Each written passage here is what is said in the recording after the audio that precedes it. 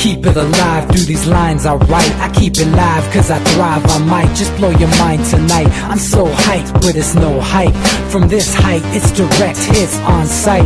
I'm your type, lend me your ears to show you that there's something in me. I'm not giving up, I'm standing right here, holding these days hostage. And I'll make this my year. We turning fear into love, and the love's in the air. I love doing this cause nothing compares. Nothing can share that same type of feeling when you feeling and flare. They can't catch it, it's havoc. I rip to a tear, switch a scenario. My stereos, I leave them impaired. Variables start to change and they're all in my range. I just gotta grab it, it's all mathematics. Every step is drastic, I make it fantastic. I'm trying to take your breath away.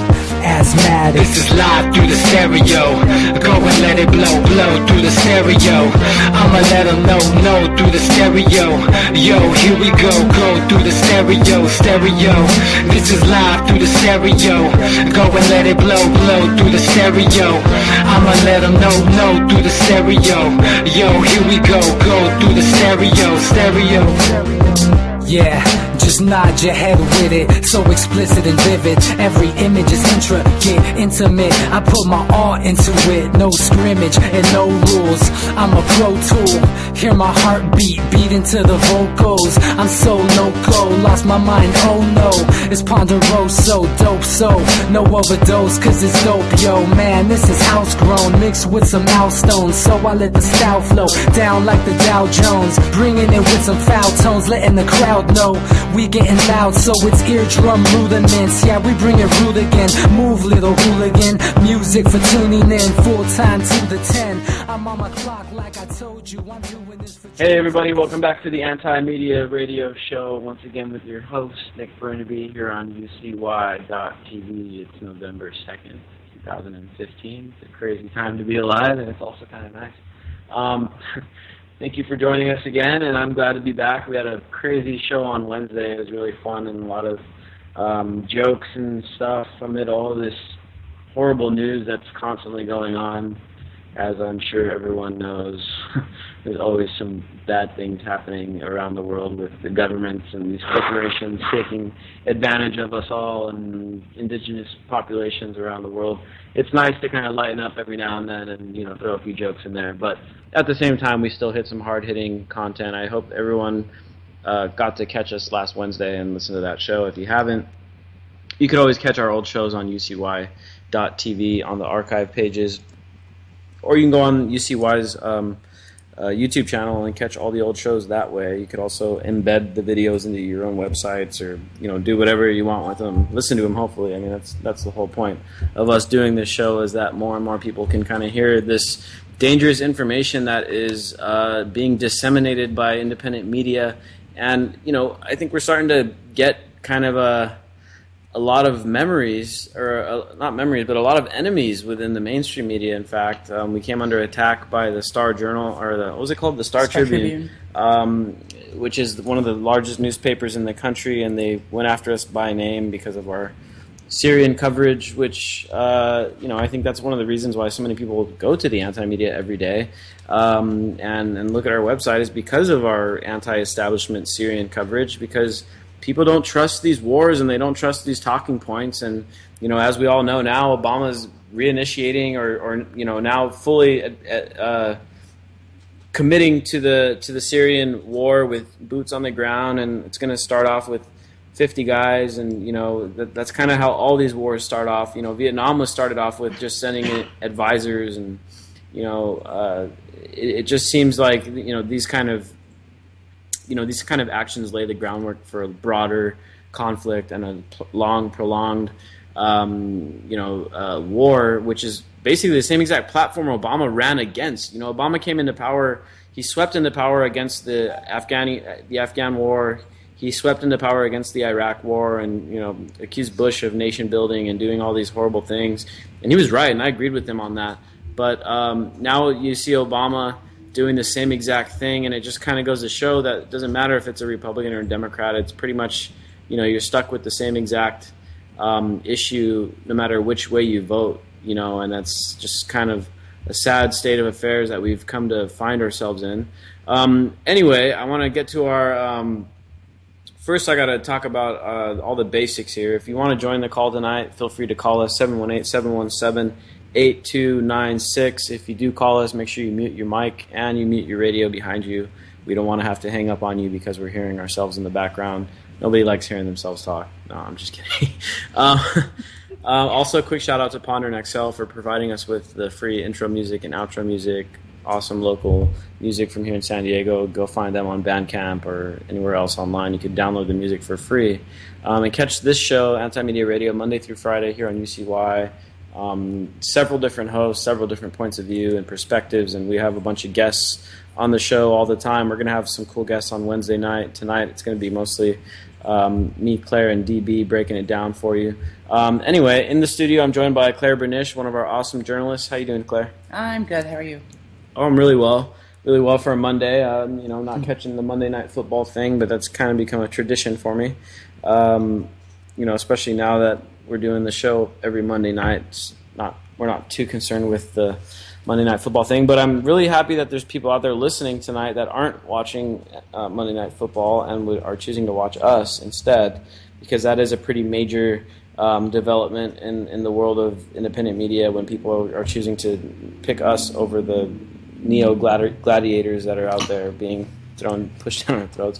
Nothing against football. I mean, I love football. I love playing it, and it's nice to watch it every now and then, take a break from the craziness of the world.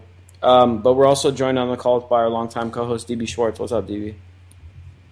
Not much, Nick. Just it's funny because living up here, the Star Tribune is the local paper, and now the Pioneer Press is getting people, which is the, I guess, competitor to it because of the Twin Cities, but the Pioneer Press is now getting people writing in saying, what in the hell is this Republican bullshit in the Star Tribune? Yeah, man, that's one of the things that we dug up against these guys because, we're not going to let them come after us and not, swing back at least in one way or another. And we found that, this newspaper is owned by some billionaire that tends to be a guy that funds a bunch of Republican political campaigns, and so you got to definitely question the objectivity of a newspaper that is funded by some Republican oligarch, and the journalist that came after us is supposedly some kind of anti-war leftist that is in favor of invading Syria, and it's she's got to be a Tea Partier, man. I mean, maybe she can say she's progressive as far as social, issues go, but when you support basically that publication because of the owner by default, and then the whole, it's a humanitarian effort going in there. Come on, lady. 2 million Iraqis dead later. I don't know how many we saved. Yeah, I mean, so many people die from these acts of aggression, and it's empire. It's empire. There's no other way of cutting it or slicing it. And we came under attack by this lady that claims to be coming from the left, and she's part of this big, or not big, but small anti-war Syrian solidarity organization. And as Manar Moesh from Mint Press News pointed out earlier today, they basically align directly with NATO in their talking points, and NATO is the enforcement arm of the world's empires, and this is kind of ironic, coming from our perspective, which is that no foreign intervention is good intervention. Generally speaking, we can't really speak for things that have happened in the past, but from the U.S., most times when we go and intervene in countries, it's not about humanitarianism as we are told in the media and by the politicians. It's generally about much more nefarious causes, geopolitics, corporate interests, and those kind of things. And these are the things that we're opposed to, and anyone that considers himself anti-war should be against any actions of the, U.S. empire, because time and time again it's been shown that we're not out there spreading freedom and rights and stuff. If we were, we wouldn't be holding hands with Saudi Arabia right now, Well, what's funny, Nick, is up here there's two huge immigrant populations from countries that we went in and basically dismantled and destroyed all their infrastructure. Huge Somali population, huge Hmong population, Vietnam. They fought on our side, and then we kind of left them in the dust. So yeah, it's that's what it is, man. what we're doing is spreading poverty. That's what we're exporting. And our empires, as a magnet to people that are lucky enough to get out of the countries we're bombing are coming over here. And I don't think they have any loyalty for our system or our people, or definitely not for our government. So we're kind of setting up our own Tinder keg here. It's going to explode at some point politically.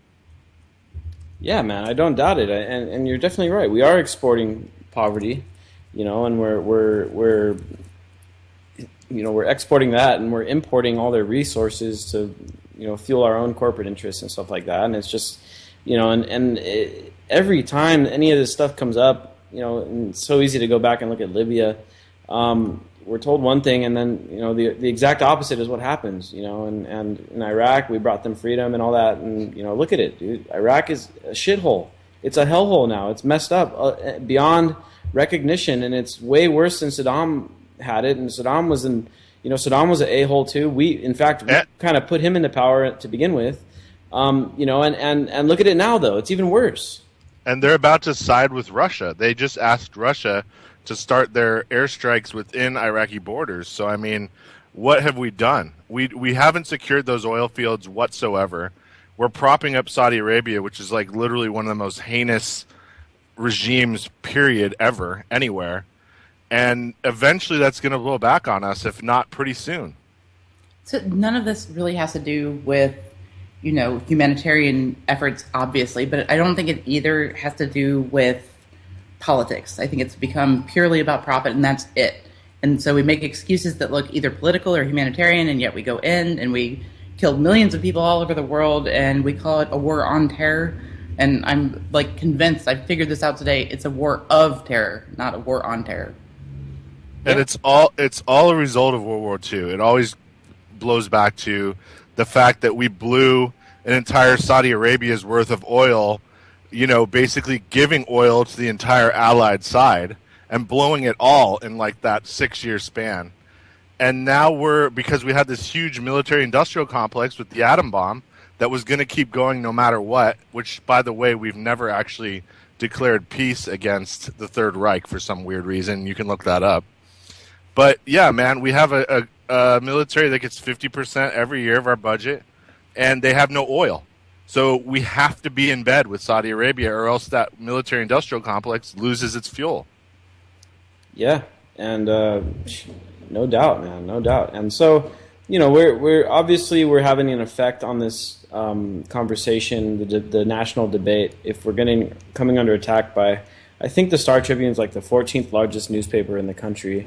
And it's owned by a neocon. If they're coming and taking direct hits at us, or at least attempting to, you have to start wondering if we're not having somewhat of an effect on the conversation here. Otherwise, they wouldn't even bother with us, or they just ignore us. Now it's scary when Middle America starts to have a consciousness shift. Yeah, because you're talking about people that will sit on the fence forever until it becomes a trend. And it signifies a trend in that people are waking up. If people here in the Midwest are taking notice, and they have to fight back at it. It definitely is very interesting, to say the least.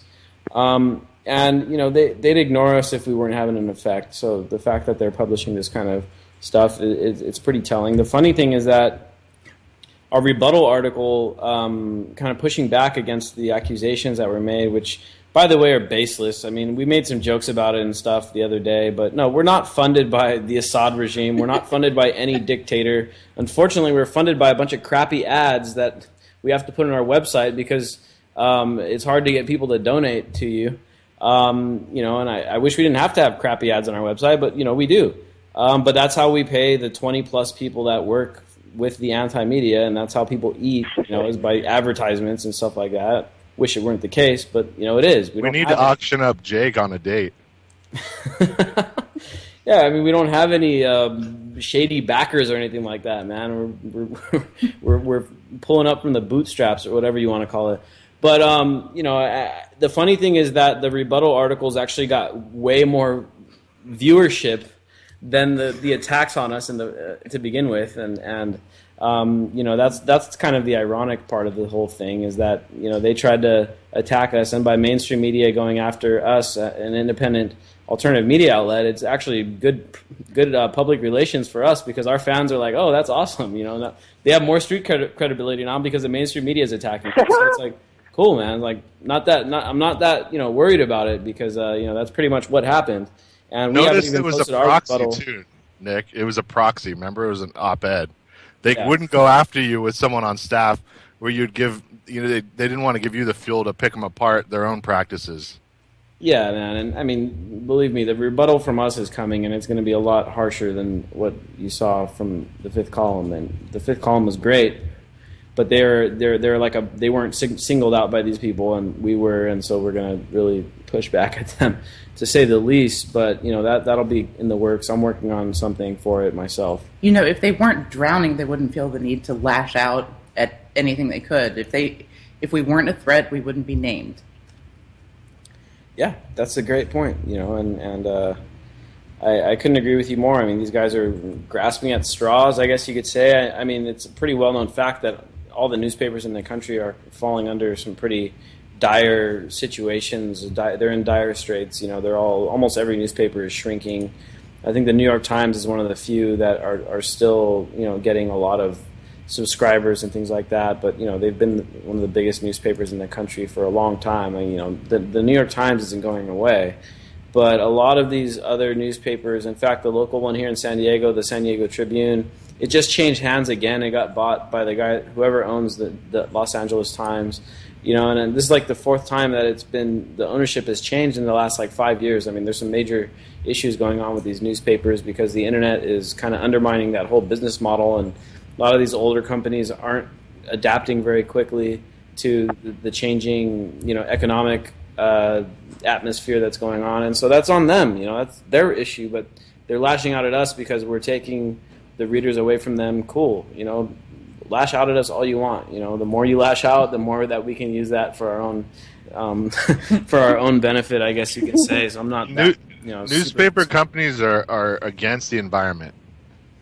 Yeah, man. I mean, if there was a newspaper out there that was printing their papers on hemp, I bet you they do pretty well, but they aren't. They're chopping down trees to print these things out, and so I got no sympathy for them. All the environmentalists out there, they don't have any sympathy for them. So whatever. Screw them. We're going to start getting into some of the news here. We had some really big stuff going on today. First, I want to take a couple callers. The first one is from 830 area code. How's it going? You're on the Anti-Media. Hey, what's up, man? It's Cassius. Hey, what's going on, bro? How you been? Doing great, man. You're damn right we have to eat. Our street credibility is through the roof at this point. Man. Yeah, I'm doing good, man. What's on your mind?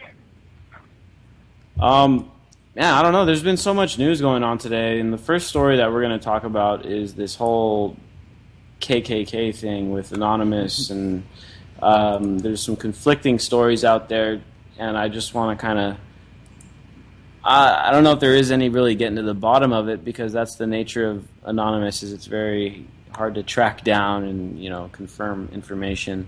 What we do know is that there was a supposed leak of information today that connected a bunch of politicians to the KKK, and now that is not surprising.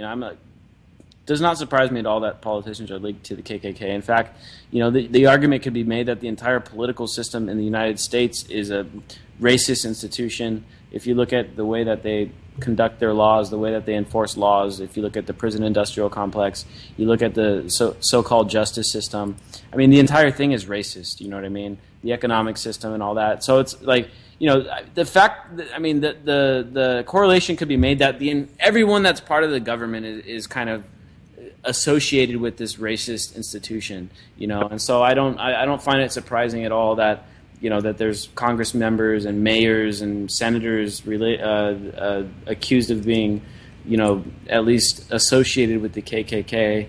I know the KKK does make political contributions. What about Jim Gray, though? I mean, I think he has some explaining to do. I mean, I don't know, man. And here's the thing. How did he get in? I don't even. Who is Jim Gray? I don't even know who this guy is. He's an openly gay rep. Oh yeah. See, that's what makes you wonder, man. Like, how legit are these accusations? I want to see some proof, but I think it makes for a great thing to talk about. I think it's kind of like a contribution to our culture as a whole to have things like this happen. It's entertaining, to say the least. I don't know if it's legit. I wouldn't doubt it, but I haven't really seen any evidence yet,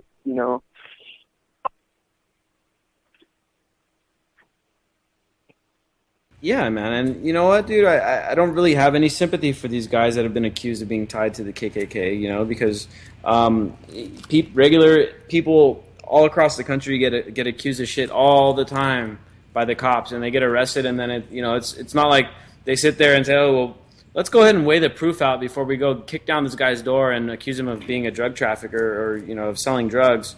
They don't really do that anymore, They get these half-ass warrants, or sometimes without a warrant at all, or they do it in the wrong house, and things go wrong. When these politicians get accused of shit, you know what, dude? I think the burden of proof is on them.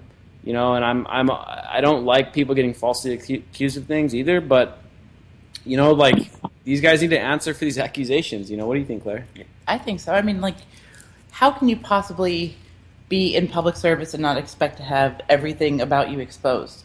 I mean, if you are the public servant, then anything you do is in the public. You have to be in the public eye. You have to be under the microscope. We have to be able to know what it is that you stand for, who you're getting money from, who your associations are, who your associates are. And if they're accused of something like this and it's untrue, then it should be exceedingly easy for them to prove that it's false. And I agree. I think it's on them. I don't think it's on us. Now, if it's just a wild, completely off-base accusation, that's a different story. But KKK has kind of gone underground since, the 60s and all, so I think it is on them. Yeah.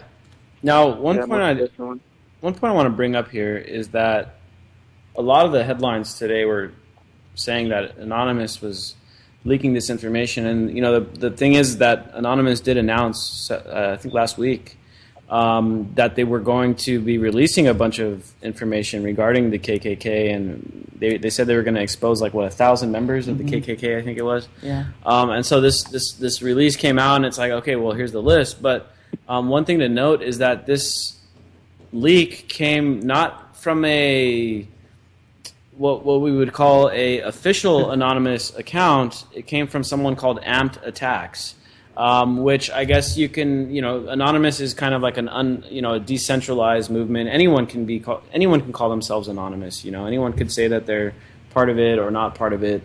And so the person Amped Attacks says that they're not part of the quote unquote official anonymous collective. And the official Op KKK anonymous handle has kind of distanced itself from these leaks, saying that they can't confirm or deny any of it. So the question is still kind of up in the air. But I don't think the anonymous factor is necessarily the issue here at all in the first place. If as long as we understand that those weren't quote unquote endorsed by whatever part of Anonymous, I think the accusations deserve some scrutiny and some investigation. I definitely agree. And Anonymous has all these different sects and different groups and different cliques and all that thing. So there's no telling who is actually behind these leaks and who wasn't. Amped Attacks is the Twitter handle. We don't know who's behind that Twitter handle. But as I said, man, some pretty prominent, senators like John Cornyn, have been associated with this. And the guy that DB was talking about, I don't know who he was. He's the mayor of Lexington. Oh, okay. Well, but I would love to see. Oh, sorry. Oh, go ahead. What I'd love to see is an official KKK membership list or some kind of thing sourcing back to them definitively or something like that. I think that even if it were absolutely true, it would still be difficult to prove. So I think it's great just to talk about, and it's a great, I think it's a kind of a unifying thing just for this to happen, just for this headline to come out. It kind of solidifies our culture and stone in a way. I think this will be remembered like 10 years from now. People will think like, remember that time, anonymous, blah blah blah. Not even if it isn't true. Yeah, the future's looking bright with tech turning it back on them. I mean, I can only imagine when maybe Anti-Media or somebody gets a hold of a mosquito drone and sends it into a boardroom or something. I mean, those days are not that far away. Maybe we can use it for against Nestle. These assholes over at Nestle need some transparency. I was talking to a friend of mine yesterday that apparently used to work for one of the Coca-Cola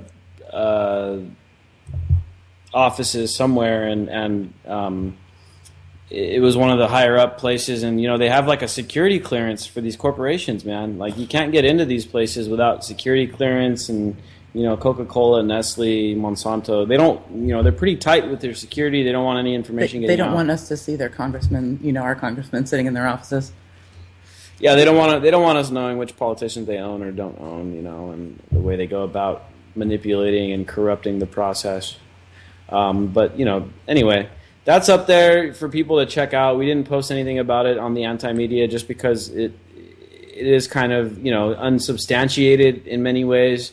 We did share a couple articles on the page today for people to check out and form your own opinion on it, do your own research. Maybe someone out there listening can find the links to tie these guys in, for sure, into the KKK. That's the kind of information we want to find.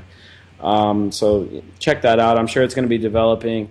And the official Anonymous is releasing like 1,000 names, I guess, on the anniversary of the Ferguson riots, the Ferguson protests, that are going to tie into the KKK. So keep an eye on that. It's going to probably be a whole new batch of names out there, and who knows? There could be even more politicians implicated in the next leak that we're going to see, and all this stuff is going to be developing this week.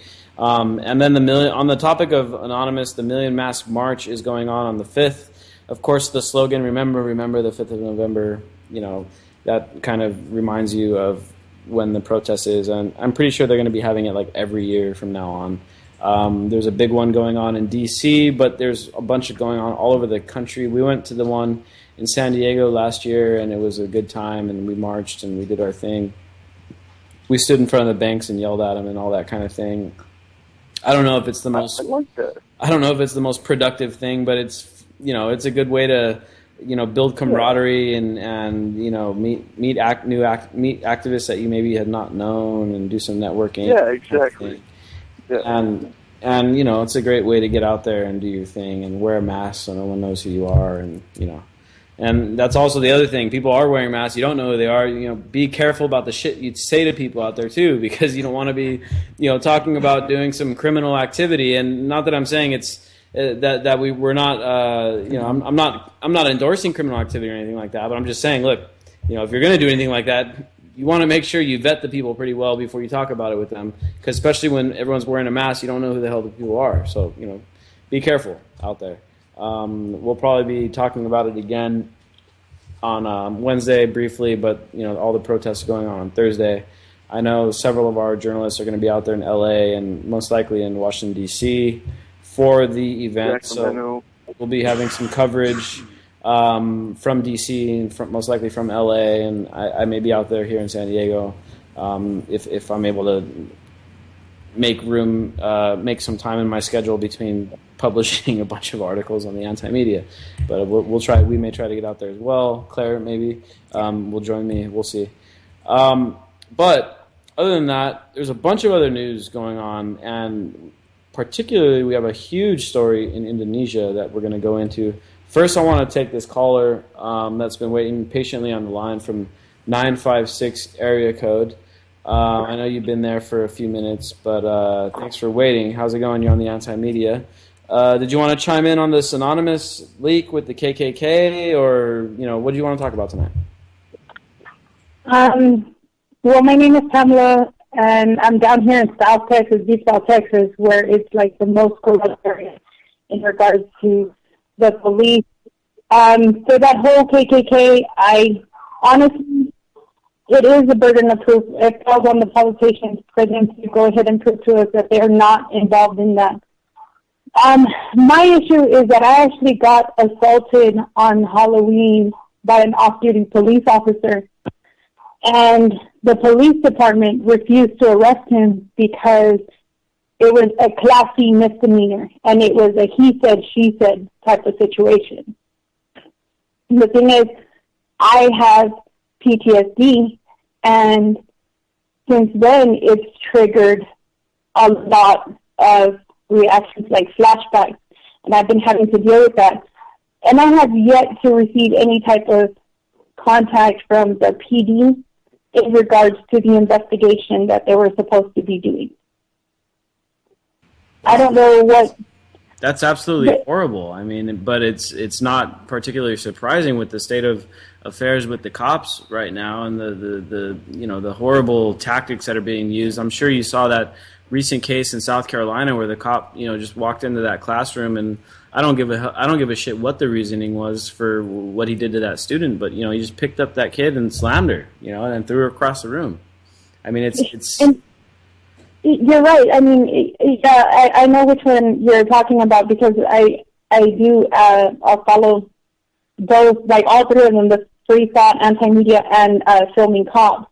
And y'all do share those stories, and I did see that. But my situation was just like literally I was sitting in a car trying to get out of a traffic jam, and this guy who was an off-duty police officer felt that he had the authority to yank open my car door and try and pull me out of the vehicle when I had a 3- and a 4-year-old in the back seat because we were trick-or-treating. And he said to me, "Don't you know you're supposed to listen to a cop when they tell you to do something?" I was like, look at where we live. We live in South Texas where everybody can claim to be a cop and they're not. So what makes you think I'm going to believe you just because you say you're a cop? Like, no. Oh, this is horrible. I mean, this is, you're just out there with your family trying to do the Halloween thing, and next thing you know, it's just all of a sudden the cops in your face, in your car, trying to pull you out of it. I mean, it's crazy. It's crazy. And for him to say, "Oh, you're just supposed to listen to when we tell you stuff," and any, like you said, anyone could walk up and be like, "Oh, I'm a cop. Just do what I say." It's respect my authority. And this is the kind of mentality they think that we're supposed to just fall into. And I applaud you for at least knowing what's up and not just blindly following this guy's orders. So can you tell us a little bit more about the whole background as far as like how all this went down? Okay, it's a small street, a neighborhood street, and there was like a jam. Like we had been sitting down for like I want to say a good 10-15 minutes. But what happened was at the house where the cop was at, I don't know if maybe it was like a house party or something. They had like a big Dodge Ram that was trying to maneuver out of there. So that vehicle was congesting the rest of us, like no one else could leave because you had trick-or-treaters like trying to get in and out of the street of that neighborhood. So he tells me, initially he's like, "Hey, can you back up so that we can traffic moving?" And I'm like, "Okay." I'm like, "All right, I'll go ahead and I'll do that." So I backed up, and there was like 3 cars in front of me, and I saw 2 of them get out, and I'm thinking, okay, well, this is my opportunity. I'm just going to maneuver out. This guy comes, and he starts banging on the hood, and then he starts banging on the window. He's like, "Don't you know? Didn't I tell you not to listen? I told you to back up and wait until I tell you to move." I'm like, what the hell? And I'm like, "What are you doing?" And then he goes in here and he opens my car door and he grabs my arm trying to kind of pull me out. And I'm like, "What are you doing?" He's like, "I told you I was a cop." And I was like, "I don't care. Like, I don't see you in a uniform. I don't know who you are. You could be anybody." I was like, "Apart from that, I have a 3-year-old and a 4-year-old in the back. You're scaring them with you yelling. Like, why are you being aggressive? I'm just trying to get out of here." And at that moment, I started shaking. I started trembling. I'm just grateful that I didn't react irrationally. I could have pressed the gas. I could have caused an accident. I could have run him over or run over a kid because there were so many trick-or-treaters. And then at the same time, my parents are out of town, So they were on the phone with my nephews, and they could hear what was going on. And so they called the PD, the local PD, and then to file the report. And then my sister's also calling the PD to go ahead because she's writing passenger. Well, she's also calling the police department. And the good thing was that because there was they had been patrolling those streets right away, a patrolman showed up. I'm thinking it's a good thing, right? So I finally get out of that neighborhood, and I'm literally in panic mode because I see this guy who had just finished trying to yank me out, two other guys that were with him, and I'm just trying to get them, like the kids, out of that area. I end up parking on a side street, and the cop shows up. So when the cop shows up, my sister had waved him down. She comes back to the car, and she's like, well, you should go talk to him because he grabbed you. So I get down, I go and I talk to the police officer, and the police officer, he started yelling at me. The cop was like, didn't I tell you to get your ass over there? Didn't I tell you that you needed to stay over there? And I go, wait, hold on, who are you yelling at? I go, first of all, I just got here. And second of all, you didn't talk to me, you talked to my sister. So why are you yelling? And he's like, well, I'm telling you right now, man, you need to go over there. Okay, I was like, okay, but you're telling me dirty right now. It doesn't give you a right to be yelling at me and telling me that I should have been over there because you weren't talking to me. You need to be paying attention. As a police officer, you should be paying attention to detail. So I waited. He went ahead. They started talking. They were acting like buddies. Come to find out, he was an off-duty police officer from one of the neighboring cities' police departments. And then, so the officer comes back and he's like, okay, well, let me take your statement. And I'm trying to tell him, Ryan, okay, well, this happened. And so then he's like, and I go, I felt threatened. I was afraid for my life. I was afraid for my nephew's life. We didn't know who this guy was. Well, ma'am, this is a Class C misdemeanor. There's no reason that I need to arrest him right now. We're just going to go ahead and we'll take your report. You can pick up the police report on Monday. That's all we can do for you now. I was like, wait, excuse me?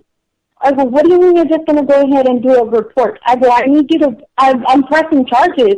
He assaulted me unprovoked.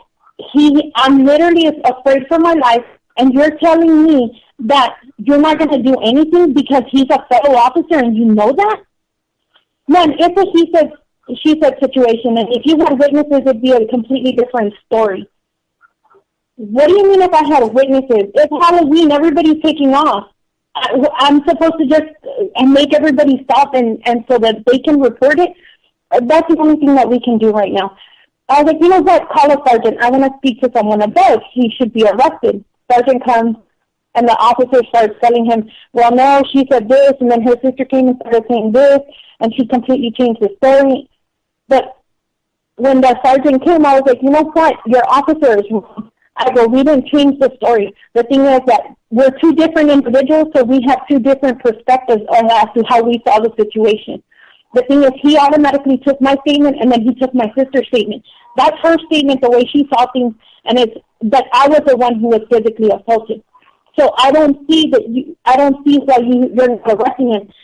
I just can't afford to beat down a police officer right now. It's Halloween, and I need him out in the force. I was like, honestly, he's like, I'm short-staffed. I was like, honestly, that sounds like a personal problem to me. The thing is that I definitely see that he was wrong, and the only reason that you all are not arresting him is because he's a fellow police officer.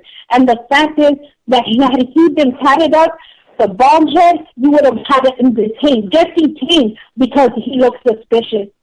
No, man, that's not true. We wouldn't do that. When was the last time that happened? I was like 2 weeks ago. I saw you detain a man because he was all tatted up at a Walmart. You went ahead and you detained him, and only because the security guard called and he felt that the guy looked suspicious. And the reason that I know that it was for a fact because I got both stories, one from the security guard and the guy who was arrested, because I know both of them. So you're not going to tell me that you're not going to go ahead and you're just going to choose who you're going to arrest. I go, the thing is, you're choosing not to arrest him because he's one of your brothers in blue. And that honestly is wrong, and it's out of line. He's like, no, it's not that, man. Exactly, and that's probably exactly the case, because, if it was just some guy off the street, he comes up and pounds on your car and, opens your door and tries to yank you out of your car. I mean, that's that guy is going to jail if not, the cops are going to show up and shoot somebody. You know what I mean? This is what would normally happen, but they show up and it's some off-duty cop, and it's like, oh, well, they don't want to cross the thin blue line, and it's just very indicative of the culture that we're living in right now with this massive police overreach problem, the police state, and the fact that they just think they could use brutal force, just because you didn't, maybe you tried to go around a car and he told you not to. It's like, okay, well, I'm going to go ahead and just try to grab you and pull you out of your car. And because I'm an off-duty cop, I'm allowed to do this and get away with it. Well, as far as I know, when you're a cop and you're off duty, well, you're not given those privileges as a on-duty cop is to go and do these kind of things where they can try to use physical force. When you're off duty, you're off duty. You're not working as a cop. You're just another individual. But as you mentioned, the bias is shown. There's a bias there, and it's like, oh, he's one of our own. We're gonna go ahead and we're gonna let this man get away with assaulting a woman and pounding on their car and potentially damaging their property and all that kind of thing. And since he's another cop, we're just gonna go ahead and let it sweep right under the rug. And we're gonna give you the runaround, and you can pick up your police report next week. And this is horrible situation, especially when you're just out there trying to enjoy Halloween and take the kids trick-or-treating and all that kind of thing, and all of a sudden it's like a police terrorist strikes. Like it goes from a nice night to complete hell in 2 seconds, and it's just this kind of thing is happening all over the place. I want to thank you for your call. We gotta move on to the next story, but you can email us at tips@theantimedia.org. Email us with your story, and we'll send it to a few of our journalists and see if maybe we can find something to cover with your story, and hopefully maybe build you some support for your case and maybe shed some light on the situation going on there. Thank you for your call, but we're going to have to move on. But thank you for tuning in as well. Anyone else out there listening, if you have any news tips for us and any stories that you think that we should cover, anything like that, send us tips@theantimedia.org. Send us an email with a link or a testimony or your story or whatever it is that you got. If you got any documentation about Nestle per se, that'd be good as well, because we still have them in our targets.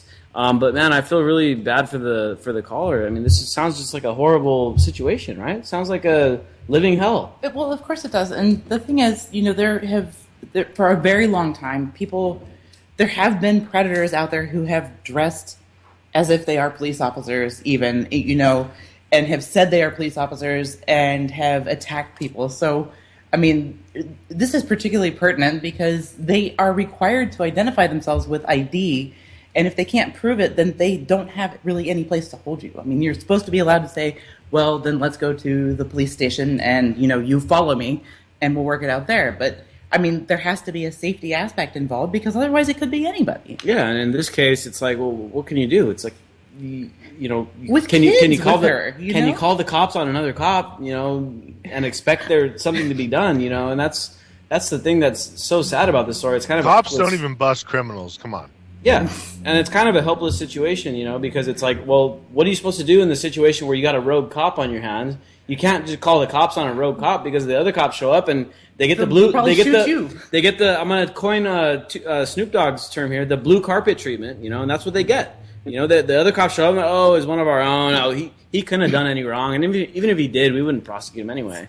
And this is exactly what's going on with this woman's case. And it's really sad state of affairs. You can't even go out and trick or treat anymore without getting experience in the police state. You know what I'm saying? It's bad enough that you can't call the cops for help. It's even worse when the cops are the ones harassing you. Yeah, and I did want to bring up a little bit of the police state issue here because I shared a meme earlier this week on my own profile regarding making a comparison between Rosa Parks and the young girl that was savagely, wrecked by that cop in South Carolina, and that was just a heart-wrenching video to watch. And you just, all you see is a cop walk in, and he's like, oh, the teacher, obviously, the student probably had recurring issues. I've seen reports that she had mental issues, including possibly schizophrenia and things like that. I don't want to say for sure, but there's been speculation out there. about that. But obviously, this is probably a student that has had recurring issues. But nothing. I don't give a shit what she did. Nothing excuses a grown man walking into a classroom and savagely taking a young girl down like that, like he throwing did. her across. Nothing. It's ridiculous. There is no excuse. There is no justification for this period. You cannot throw a teenage girl across the room. Her biggest crime at that point for this particular instance seems to be sitting at her desk and being somewhat, standoffish. I don't remember when it switched to that as a justification for being thrown across the room and manhandled in high school. Yeah, I mean, I don't either. Verbally disruptive, not living in her class, not putting the phone away. I've seen a bunch of different reasons. Even if she's screaming at the teacher, it's still not a justification. And so I shared a meme earlier, yesterday actually, and it said, "Have you noticed that the same people saying that the girl should have left her seat are the same people saying Rosa Parks should have left her seat on the bus?" And it is, it is a controversial comparison, but it really does go to show, because back in the day in the '60s when Rosa Parks sat on the bus, and it's like, oh well, she should have just gotten up and moved. It would have been a lot quieter and wouldn't have caused all these problems. Well, it's the same thing with this, young black girl in the school, man. Like, she didn't get up when the teacher told her, and yeah, I mean, I guess that is a little disruptive to the class, I guess you could say. But it does not excuse the cop acting the way he did. And on my own profile, and I feel that I have pretty open-minded people on my that are friends of mine on Facebook, my personal friends. And it turned into a shit show in the comment section because there's a bunch of people in there trying to rationalize this cop's point of view. Well, the student did this, and the student shouldn't have done that, and this, that, and it's like, nothing excuses these actions. Nothing. His own department didn't back him up. I can't believe there was a student walkout in support of the cop. What the hell was that about? Yeah, that's the craziest thing I think I've ever seen. Yeah, that is like so misguided. 100% CGI. Man, I went to school in Texas. Like, what that woman was talking about with Texas cops, that's some real shit. Like, Texas, I've lived all over the U.S., and let me tell you, Texas is the worst place for the police ever. All my friends in Texas are on probation, and they're not criminals. They're on probation for having resonated cannabis pipes and stuff like that, and it's just insane. I mean, there's no place like Texas for that. In the country in general, there's a shift from the cops being the people that you turn to for help and for aid when you really need them to avoid the cops at all costs because they might be the ones beating you or killing you at any second, and you never know why. And people who are apologists for police violence and such, they'll go on and twist logic in the most insane ways to justify anything, and then it happens to them, and they turn around, they're like, "Oh, I didn't realize it could happen to anybody." Yeah, well, in the hood, we've been distrustful of cops since Rodney King, man, and long before that, right? But now this phenomena is reaching up into the middle America, middle class.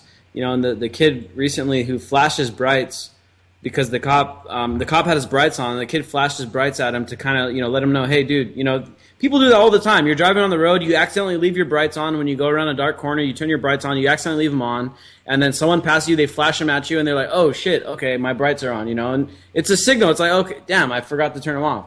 The kid flashes the cop his brights, and the kid ends up dead. And this happened. It was a middle class white kid, and then this phenomenon is now reaching into every aspect of American life, and that's why now people are starting to be like, oh shit, it's not just black kids at school getting brutalized by cops. Now it's everybody, and now it's everybody's problem, and now it's starting to become this widespread mainstream resistance to the cops, and now the cops are trying to cope with it and trying to deal with it. And, we have Fox News coming up here making up this thing about this war on cops, which we've disproven on the anti-media. Totally bogus and made up. There's no such thing as a war on cops. But it is becoming in this larger issue, and I think that we're starting to make progress on it. Now, it's going to take, we're going to have to keep seeing these horrible, horrendous stories. Thankfully, these kids in this classroom had cell phones. They're able to record this because if no kid had any video of that, we'd never know it happened. I heard she got arrested for having that video, though. One of the kids got taking the video. arrested. Yeah, one of Yeah. the kids got arrested. It's ridiculous. Thankfully we have these cell phones and people can actually take video, and that's why we're seeing all these, horrible things with the cops. I mean, think about the whole Rodney King thing, and that's what really kicked off a lot of this stuff. Is that was just the first time that it was caught on video. How many people got beat up by the cops in L.A. and elsewhere before Rodney King? But it was what it took was that video being taken and put out there publicly, and the media picking it up to show it off to the world and let everyone know. And nowadays, of course, this video of the girl getting slammed by the cop. If the New York Times got its hand on it, let's say 10 years ago, they wouldn't have done anything with it. Washington Post wouldn't have done nothing with it. All these outlets that now have to cover this shit wouldn't have done nothing with it. But it's because of the alternative media willing to take these stories up and look, let us show you how bad the cops are. Now the mainstream media has to, they may catch it the following day, but thankfully we have other outlets out there. I know Countercurrent News was one of the first to report the story, and it kind of pushes it into the mainstream. And you can't ignore these kind of videos when several million. I was looking at one of the first videos that I saw of it that was uploaded on Facebook. Someone else shared it in my newsfeed today, and it had 22 million views.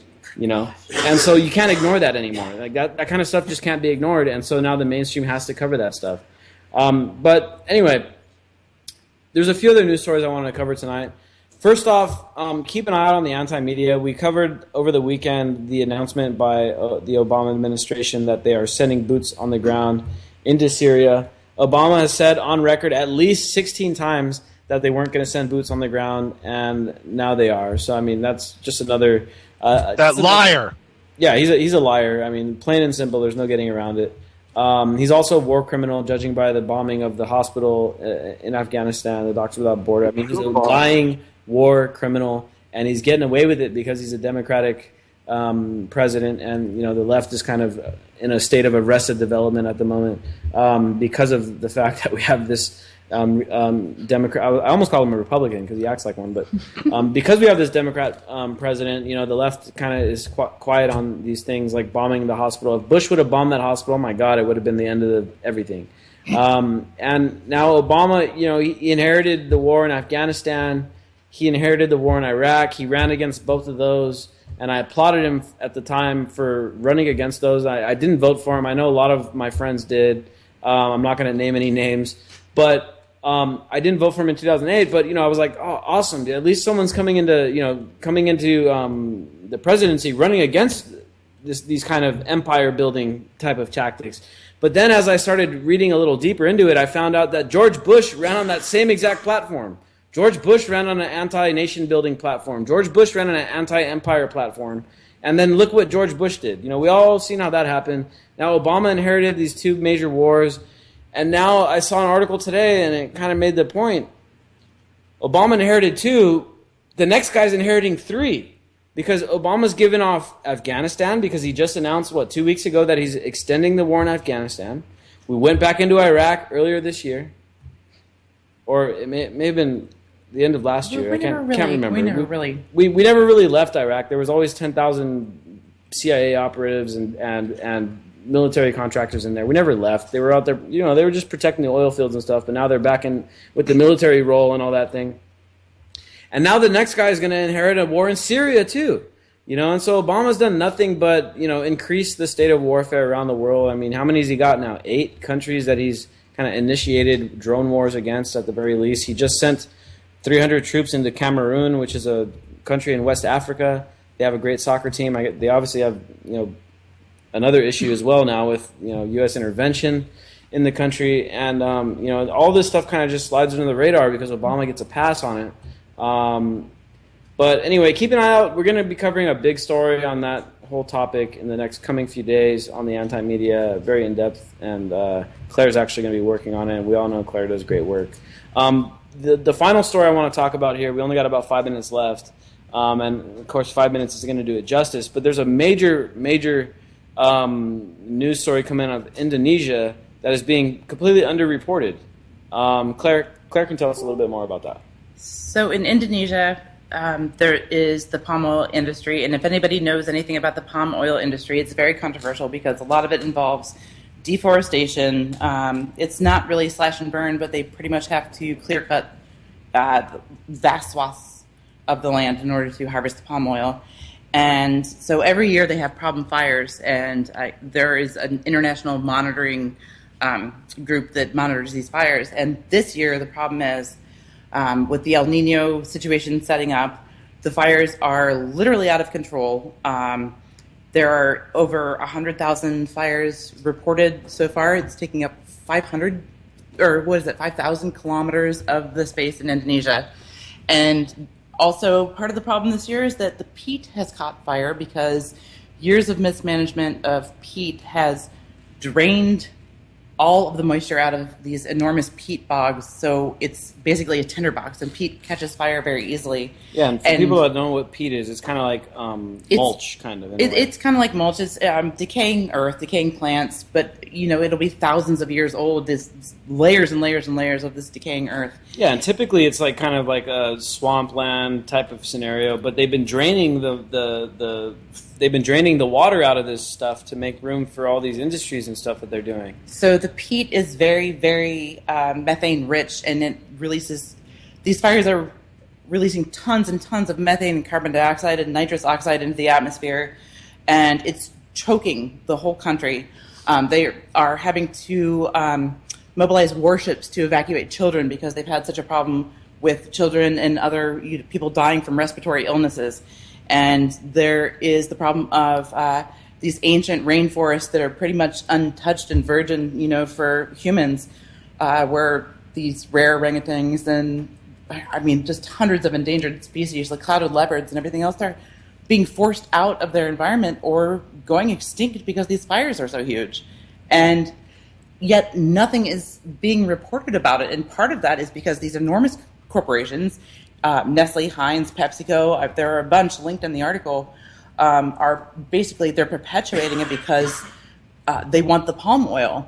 And even when some of the corporations have tried to institute reforms, the government says, no, don't hurt our farmers. We need to keep this up, even though there are sustainable alternatives to the methods of farming. So this is a huge problem. These are looking to be the biggest fires ever on record, the most damaging.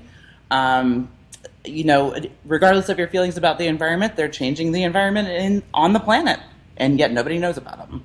Yeah, and the headline that we had on the anti-media, this is a very in-depth story on the anti-media. Anyone want to look a little further into this can go to theantimedia.org and check it out. Was about... Sorry. It's not long. It's about how the Indonesian fires are producing more emissions than the whole U.S. economy.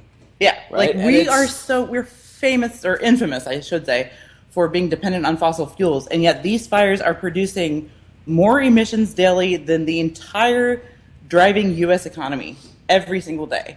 In 3 weeks, they produced more emissions than the entire annual emissions in Germany. This is a huge problem that everybody needs to be aware of. DB, go ahead. No, I was just going to ask, has anyone figured out how many tons of that is THC? Oh, man, it'd be nice if it was, wouldn't it? Well, it is Indonesia, so. It's just not.